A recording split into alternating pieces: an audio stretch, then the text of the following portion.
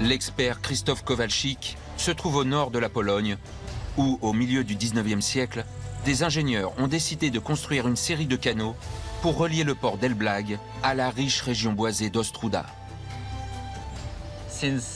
Au XVIe siècle, les arbres de cette région coûtaient très cher, parce qu'il s'agissait de la meilleure matière pour fabriquer les mâts des navires. Mais un dénivelé de 100 mètres sur une longueur de 10 km se dressait comme obstacle à ce projet. Sur cette distance, avec cette différence de niveau, il aurait fallu construire 32 écluses sur 10 km. C'est beaucoup trop. Les écluses utilisent trop d'eau.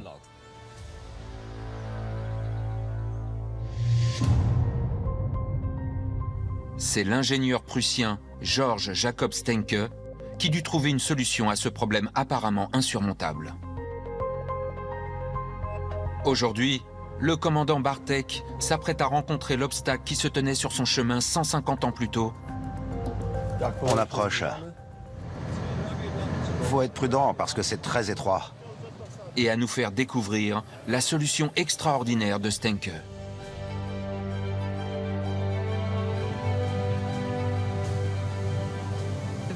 C'est la voie ferrée la plus étrange du monde. Elle n'est pas faite pour n'importe quel train. Elle transporte les bateaux, les navires.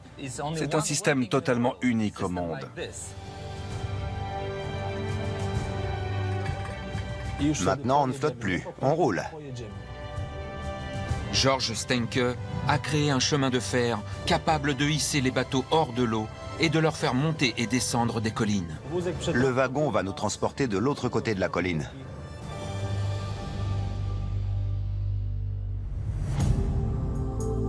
Il se compose de 2 voies ferrées parallèles, chacune soutenant un wagon capable de contenir un bateau de 30 mètres de long.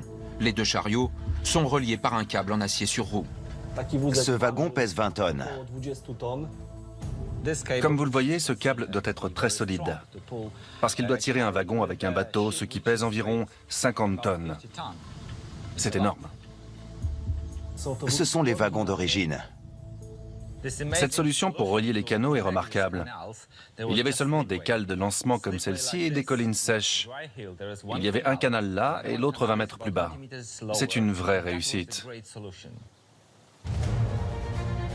Ce trajet de 10 km compte 5 voies ferrées pour bateaux, qui soulèvent les embarcations étape par étape jusqu'au sommet. Lorsque l'embarcation arrive et monte sur le wagon, un homme du bateau vient sonner la cloche. Comme ça, l'opérateur sait que le wagon est prêt. Quand tout est bon, l'opérateur sonne la cloche pour signaler à celui qui s'occupe de la machine qu'il peut y aller.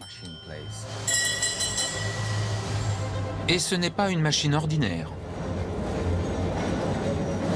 C'est une roue à aube. C'est ça le moteur qui permet à ce système de tirer l'embarcation de 50 tonnes sur 20 mètres jusqu'au prochain canal. Le chemin de fer de Stenke exploite ingénieusement l'incroyable énergie du cours d'eau lui-même. Vous sentez comme ça vibre? C'est incroyable que ce bâtiment tienne encore debout, qu'il n'ait pas été détruit par cette vibration. Chacune de ces ailes peut contenir environ 1 tonne d'eau. Il y a toujours 3 ailes pleines, ce qui veut dire que 3 tonnes d'eau font tourner cette roue. Elle mesure environ 8 mètres de haut et 4 mètres de large. C'est la plus grosse roue à aube du monde.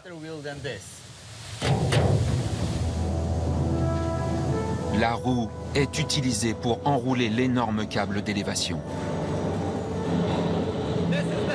Voici le cœur du système. Vous voyez ce tambour? Il s'agit d'un seul câble. Tout fonctionne grâce à la puissance de l'eau. Miracle! C'est remarquable.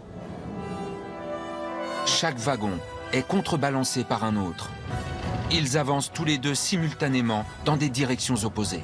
On s'apprête à passer de l'autre côté de la colline. Ce système ingénieux peut transporter le capitaine Bartek et son bateau par-dessus chacune des 5 pentes en seulement 30 minutes. On redescend doucement sur l'eau. On laisse le wagon derrière nous.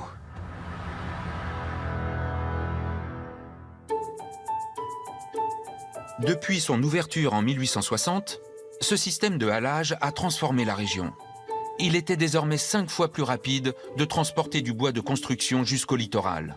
Et le canal d'Elblag est devenu l'une des plus longues voies commerciales de Pologne. Mais avec l'expansion du réseau routier, il est tombé en disgrâce jusqu'à l'intervention d'un homme visionnaire. Il s'appelait Adolf Tessler. Il a eu 8 enfants avec sa première femme et 8 enfants avec sa deuxième. Il devait donc trouver un moyen de gagner de l'argent. Il a eu l'idée de transformer cette ligne en attraction touristique. Il a construit un bateau pour les touristes et leur a fait découvrir le canal, ce qui était une excellente idée. Aujourd'hui, des dizaines de milliers de touristes empruntent chaque année l'improbable chemin de fer pour bateau de Georg Stenke. Nous remercions Georg Jacob Stenke pour cette voie ferrée insolite. Elle est remarquable parce qu'elle est unique au monde et qu'elle fonctionne toujours.